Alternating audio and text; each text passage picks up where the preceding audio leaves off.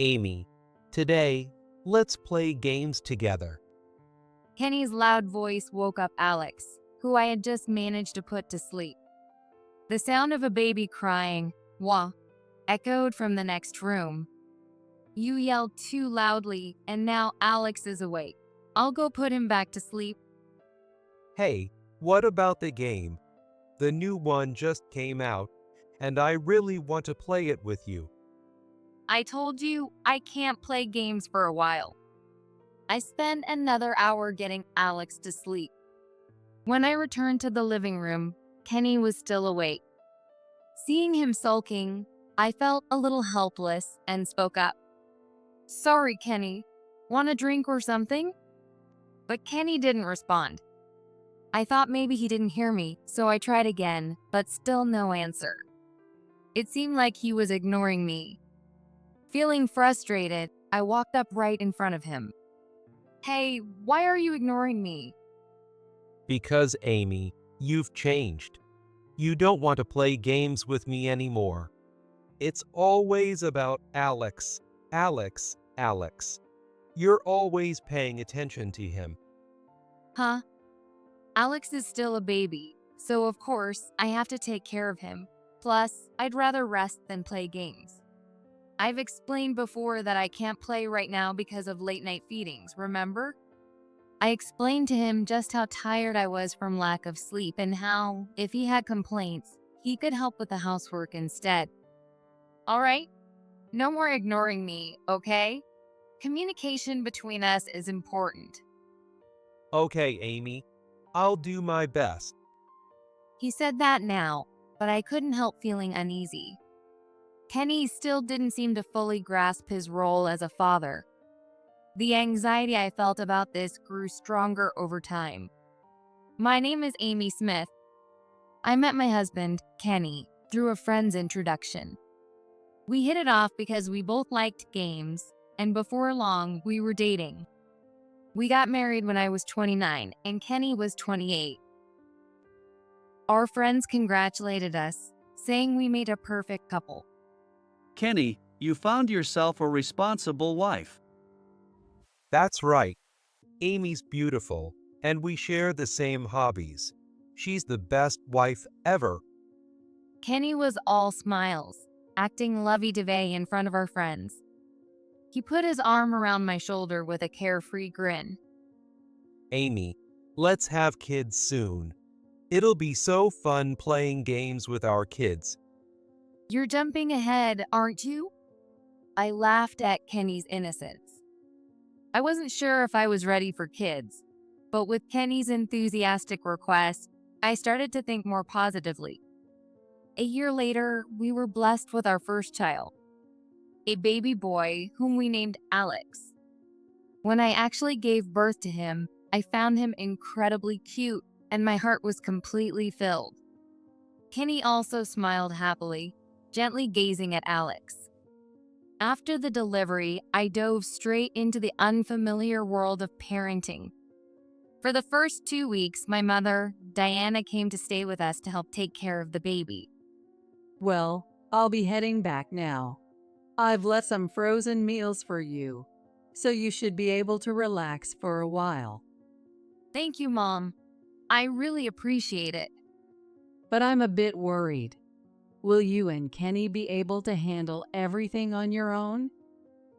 It was understandable that my mother was concerned. While my mother was here, Kenny hardly took care of Alex at all and just went about his usual routine. After work, he'd eat dinner and play games, only occasionally playing with Alex when he felt like it. He didn't change diapers or calm him when he cried. He just called for me. I had hoped that Kenny would take some parental leave, but instead, he said this: If Diana's coming, then I'm not needed, right? Let's just leave it to the pros. I scolded him, asking whose child he thought he was talking about.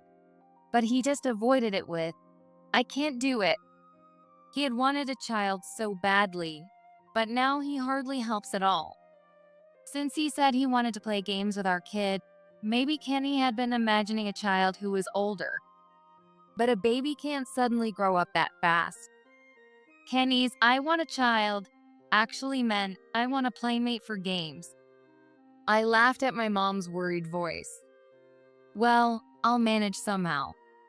Just don't overdo it, okay? Your dad's also worried.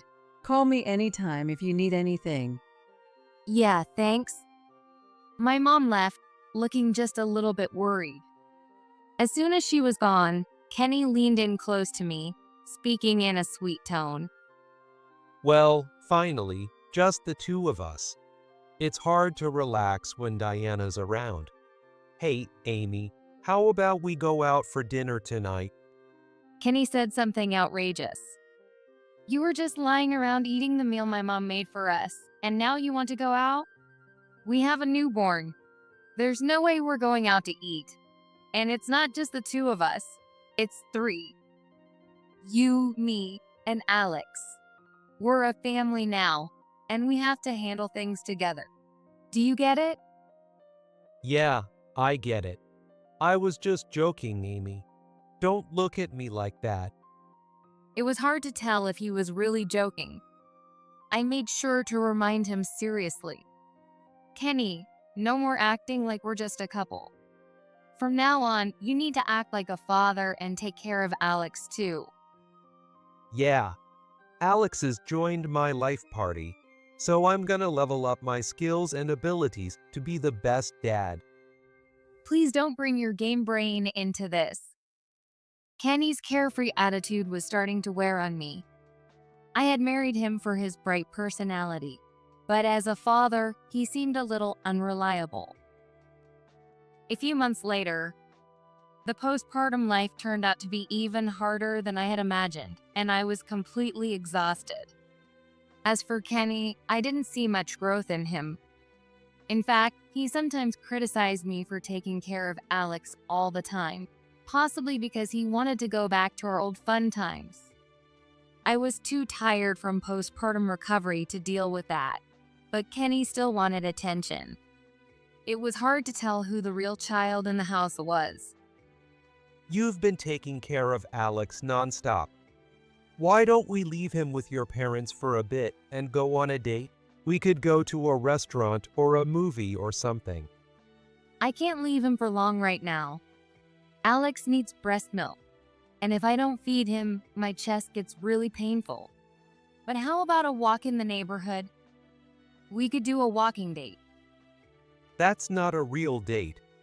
I want to go out with you alone, just the two of us. Kenny was acting like Alex had taken me away from him. Sometimes he would even ignore me, trying to teach me a lesson. But when that happened, I would firmly scold him and tell him not to do it again. Listen, don't ignore me anymore. Communication between us is important. Got it, Amy. I'll do better. For that moment, Kenny seemed to reflect on his behavior, so I eventually forgave him. But to think he still hadn't grown as a father. Today, Kenny went out to buy a new game. I was completely worn out from taking care of a newborn by myself. In the midst of all that, my mother-in-law came from far away to visit Alex. My father-in-law had passed away, and my mother-in-law now lived with my sister-in-law's family. My mother-in-law, meeting Alex for the first time, was completely smitten. Oh, he's so cute. I wonder if he looks like Amy? He's got such big eyes. Thank you, Susan. My mother-in-law is such a kind person. Our relationship had always been good, even before I got married. When she saw my face after not seeing me for a while, she raised her voice with a bit of concern. By the way, Amy, you've lost quite a bit of weight, huh? You don't look too good. Are you okay? I'm fine, just a little sleep deprived. To keep from worrying her, I tried to act casual, but next to me, Kenny folded his arms and spoke up. Amy, you're trying too hard. You should ease up a bit. It's always Alex, Alex, Alex. Well, what can I do? Yeah, it's your first time as a parent, so of course, you're putting everything into it. Kenny's mother smiled wryly at him. Having raised children herself, she probably understood the struggles I was going through. But Kenny, as usual, didn't get it and said something completely off the mark. But don't you think it's fine to just let him cry it out? In Scandinavia, they say it's normal. Amy, you're being too serious. You keep turning down my offers to go out for a date, always saying it's because of Alex. Mom, you tell her. Kenny probably meant to vent, but his mother's smile instantly faded. Let him cry it out. A day to relax. Yeah, exactly. That way, Amy could get refreshed. Kenny said proudly, but his mother's expression turned stern. Have you ever taken care of Alex so that Amy could get some rest? Have you helped her with anything? What? That's... How about you, Amy? Has Kenny been taking care of things at home? Helping with the housework and the baby? She turned to me, asking directly. I was so exhausted from childcare that I answered honestly. He doesn't do much. I handle everything, and he's never even changed a diaper. Actually, I've been pretty tired lately. Well, I can't take paternity leave, and Amy is better at changing diapers than me. Kenny tried to jump in, but his mother shot him a sharp look, silencing him. What are you talking about? If you're not going to change diapers, then at least help with the housework. And besides, there are plenty of things you, as a father, can do in childcare besides breastfeeding. Before making excuses, you should be practicing. Well, I just... No more excuses. What are you, a grown man, doing? She yelled at Kenny and then turned to me with a serious face. I'm sorry, Amy. Kenny just doesn't have a clue about being a father. I'm ashamed as his mother. It's not your fault. This is Kenny's issue. Geez, why are you both treating me like I am half a man? Kenny was upset, but I was so relieved that his mother was on my side. What made me feel even better was that she stood up for me, speaking directly to him. If you ever need anything, just call me, okay? I sincerely thanked her for her concern and felt sad to see her go. That day, thanks to my mother-in-law's firm words, Kenny seemed to reflect on things and started to help out more around the house. I can do it too. He started helping with laundry, washing dishes, and cleaning a little.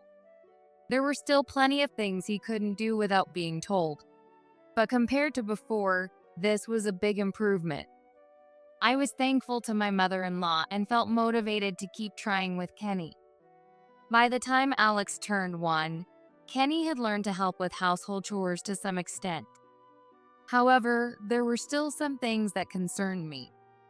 Kenny still didn't take much responsibility for playing with or caring for Alex.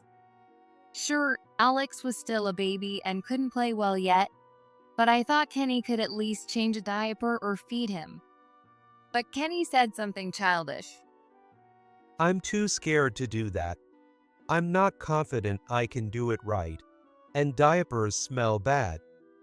It seemed like my mother-in-law's scolding had lost its effect over time. And in the midst of all that, Kenny once again suggested going on a date. He invited me to a private restaurant where children were allowed, thinking Alex could join us. Can Alex come with us? Yeah, it's a private restaurant, so we won't have to worry about other customers. Plus, our anniversary is next week, right? Let's enjoy some fancy food. Fancy food. That sounds great. I'm looking forward to it. With my upbeat response, Kenny seemed pleased and smiled happily. I wanted to enjoy the delicious food too, but more than that, I was happy that Kenny had planned something with Alex in mind. It made me feel like Kenny was growing as a parent, and I could see a glimmer of hope. But on the day of the outing, Alex's health suddenly took a turn for the worse. He developed a fever from the morning, and going out for a meal was out of the question. What? The restaurant is canceled. What are we going to do? A same-day cancellation means we'll be charged 100%. There's nothing we can do about that. We need to get Alex to the hospital quickly. Alex's body was burning hot. The sudden change in a baby's condition can be life-threatening, and it was really scary. But Kenny said something unbelievable. Why don't we just leave him with my parents and go by ourselves? A fever is no big deal. I lost my temper and shouted, "What do you mean by that? Are you even a father? Our child is sick and you're talking about going out to eat. That's not something parents should do." What? You don't understand how much I was looking forward to today. It's always about Alex. But today is our wedding anniversary. Anniversaries come every year. Right now, I'm worried about Alex's health. I couldn't deal with Kenny anymore. I quickly put Alex in the car and rushed to the hospital. After the examination, I was relieved to hear that it wasn't anything serious. Alex would need an IV for a while, though. Even during this busy time, I kept Kenny updated on what was happening. But my calls went unanswered, and I got no replies. I began to feel uneasy as my messages were marked as read, but got no response. Even so, when Alex started feeling better thanks to the IV, I felt a great sense of relief. Alex and I were finally able to go home. Because it had taken so long, it was already late. I thought Kenny must have been worried, so I called out to him as soon as we got home. "Kenny, I sent you a message. Did you see it?" Kenny was lying on the couch and glanced at me briefly, but he quickly turned away and left the room. I was furious at his behavior. Even though he knew from my message that Alex was okay, he didn't even show a hint of concern for our child. That attitude was far from what I expected from a father. But Kenny's immaturity didn't end there. For an entire month, Kenny completely ignored me. "Good morning, Kenny." He ignored me. "Do you want jam or butter on your breakfast bread?" He ignored even the basic things, acting like I wasn't there at all. I couldn't believe how badly he was handling a simple marital argument, and I was deeply shocked. We had talked so much about the importance of communication in marriage. Instead of growing, Kenny seemed to be regressing, and it made me sad. What was even worse, Kenny's terrible behavior wasn't just toward me. He wouldn't come for Alex when he cried and showed no reaction. After meals, he locked himself in his room and played video games all the time. I realized something had to change, so I decided to speak to him from outside the door. "Hey, Kenny, want to have some snacks together?" Silent. There was no response. But if I listened closely, I could hear the sounds of him playing a game inside. He was ignoring me while participating in an online game. If that was how he was going to be, then I let go of the door handle and walked away. At this point, there was no turning back. I gripped my smartphone tightly in my hand. I had no intention of giving this husband another chance. What Kenny deserved now was punishment. Having prepared in advance, I carried out my plan. Afterward, I quietly left the house. I packed the bare essentials and went back to my parents' house with Alex. Kenny, who had been holed up, must have noticed right away, but I didn't hear from him that day. He was probably too stubborn to reach out. He finally contacted me the next day. As his calls rang again and again, I sighed and picked up the phone. "What is it calling me now?" Amy. Well. Kenny seemed confused. and his words didn't come out smoothly. After a pause, he managed to say one short phrase. What are you doing right now? I couldn't help but chuckle and replied, Huh? You haven't figured it out? It's your favorite app. Why are you on this app? Kenny's voice was frantic. By now, I was sure his phone was still open to the message screen with me on it. Of course, he had been talking to me without even realizing it was me. The truth was, Kenny had been playing with girls on a different app disguised as a game. I had found out about it a few months ago. I noticed that the app didn't look like a game at all when I caught a glimpse of Kenny's phone screen, so I got suspicious and decided to sneak a peek while he was sleeping. I felt guilty at first, but the moment I found the evidence, that guilt disappeared. The app he had opened wasn't a game. It was an app meant for messaging between men and women. Kenny had signed up for this app and had been messaging young girls who liked games. He was accessing it frequently. In fact, he had already met up with some of them. I was shocked and collapsed when I saw it. If it had just been about games, I might have been able to tolerate it. But to find out he was cheating. However, I wasn't going to just wallow in defeat. My patience had long run out, and I started to think about how to punish him. I saved all the proof of his infidelity as screenshots and even hired a private investigator to gather more evidence. But that wasn't enough to calm the anger inside me. So I also signed up for the same app using a fake name and contacted Kenny. Pretending to be a college student, I easily hooked him in. Kenny, not realizing he was talking to me, sent me a message like this. So Alice, you're in your second year of college. Being young is great. Playing games all day long. But you play games too, Kenny?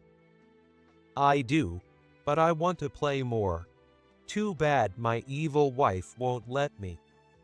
I wanted to snap back at him, calling me the evil wife, but I held back and continued the conversation. Kenny's messages were filled with blatant ulterior motives, and I was disgusted. Meanwhile, the life of being ignored and fighting started. Kenny explained his reason for ignoring me in a message. I'm ignoring her so she'll realize how hurt I am. It's her fault for ignoring me first and always focusing on the kid. That's why this is happening to her. No, that's so mean. While I gave a response in agreement, my insides were boiling with anger, realizing that Kenny was ignoring me with such childish thoughts. Finally, I decided to leave the house. Yet, Kenny continued to casually message other women.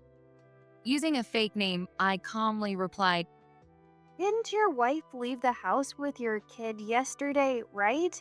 And yet, you're still messaging with me. Is that okay? It's fine. It's fine. She's clueless and hasn't noticed anything. I heard a snap, like a blood vessel breaking. I revealed myself. Actually, it's already obvious. It's over between us. Huh, Alice? It's Amy. At that, Kenny's messages stopped, and a call came through. At first, I didn't even want to pick up, just staring at the persistent calls. But after a while, I finally dragged myself to answer.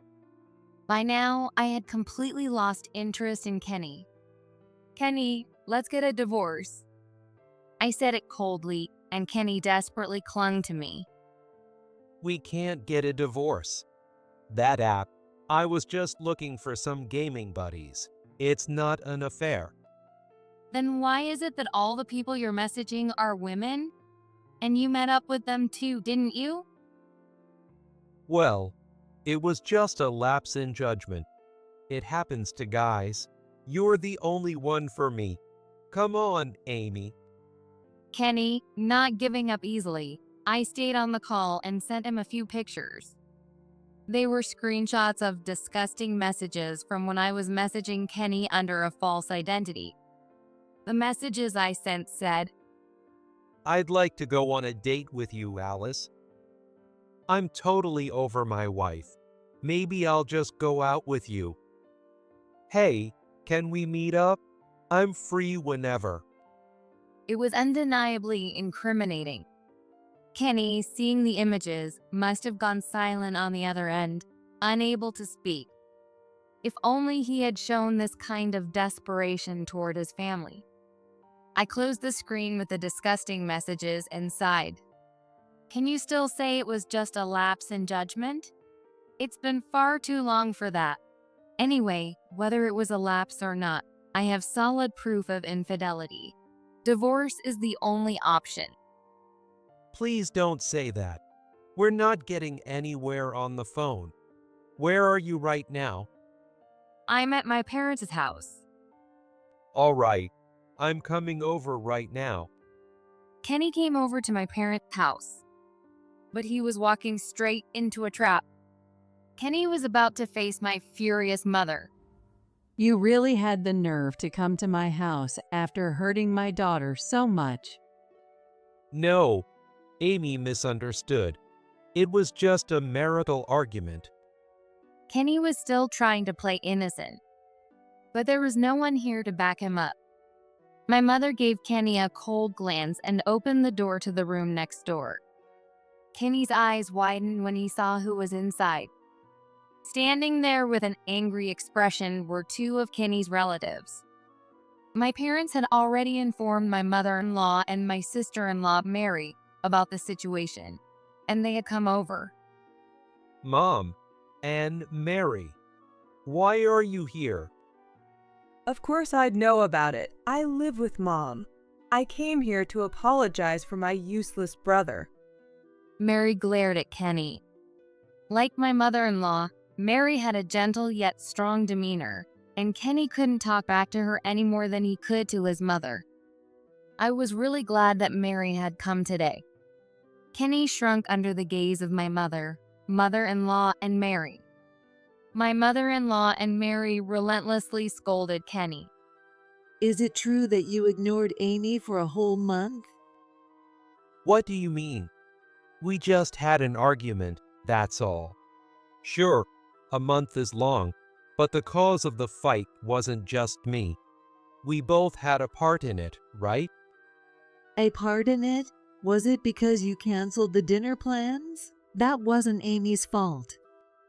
My mother-in-law turned to me and asked, "Isn't that right?" So, I explained again, in front of everyone. Kenny got upset because Alex's fever caused our long-awaited dinner to be canceled. After hearing the explanation, my mother-in-law was completely shocked. Of course you prioritize Alex when he's sick. Kenny, you're a father now. When your kid is sick, it's natural to sacrifice a few things. Stop acting like a child yourself. But I was really looking forward to it. It was our anniversary. I made a reservation, and I was excited. Then the timing was off, and Alex got sick. I'm the one who needs some understanding. There's no baby who can control their health based on your convenience. I'm so embarrassed by you. Looking like she couldn't take it anymore, my mother-in-law covered her face with her hand and lowered her head. However, Kenny, who clearly didn't understand anything, looked at me with teary eyes. This is all because I love you, Amy. I wanted our anniversary to be perfect. Kenny still wasn't able to accept our divorce, so he was saying things like this. But even though he said such insincere words of love, it was obvious they had no substance. About that, I also have something to say. Huh? You didn't cancel the reservation at the restaurant. You actually went, didn't you? Who did you go with? At that, Kenny turned pale. The reason for this month-long silence was the restaurant reservation issue. However, the order wasn't canceled, and Kenny sneakily went to eat. This happened while Alex was suffering from his illness, and I was exhausted from taking care of him. Apparently, he thought this hadn't been found out, but he was careless. I knew about this betrayal as well. I was worried if you paid the cancellation fee properly, so I reached out to the restaurant. They told me that you actually showed up to eat. What? They said you came with someone else. Kenny, you went with someone you met on that app, didn't you? I guessed the person he went with randomly, but it turned out I was right. Kenny groaned. He quickly started to make excuses in a panic. Well, I didn't want to waste the cancellation fee. I was looking forward to the fancy food, and I didn't want to miss out. It was not me, but Mary, who raised her voice at Kenny. Unbelievable. You went to have dinner with your mistress on your anniversary, while the kid was suffering from a fever? While your wife was busy taking care of him? What's wrong with you? I didn't go with a mistress. I mean, with someone from my gaming buddy. Someone you met through a messaging app, right? Could you accept that if you were in Amy's place, you wouldn't, right? I can't even believe it. I feel so sorry for Amy that I could cry. Kenny, apologize to her. Kenny, overwhelmed by Mary, collapsed to the floor. He flattened himself like a gecko and lowered his head. But a superficial apology didn't touch my heart. I extended my hand to Mary, who was kneeling as well, and said only to her, "It's okay, Mary. I'm leaving Kenny." What? Amy. I've realized something. I don't need a husband who ignores his wife and kids to hang out with games and apps. At this, my mother-in-law agreed. Yes, I completely agree. Let's divorce him. We'll make sure he pays the alimony and child support. Don't worry, Amy. Thank you so much, Susan. No, I never said it was okay. I ignored Kenny's voice and thanked Mary. Mary, thank you for coming all the way here. No matter when, you can always rely on us. Even though you're divorced, Alex's grandmother's house will still be here. My kids are looking forward to playing with him, so they can't wait for him to come over. Then why is the divorce already decided? Don't ignore me.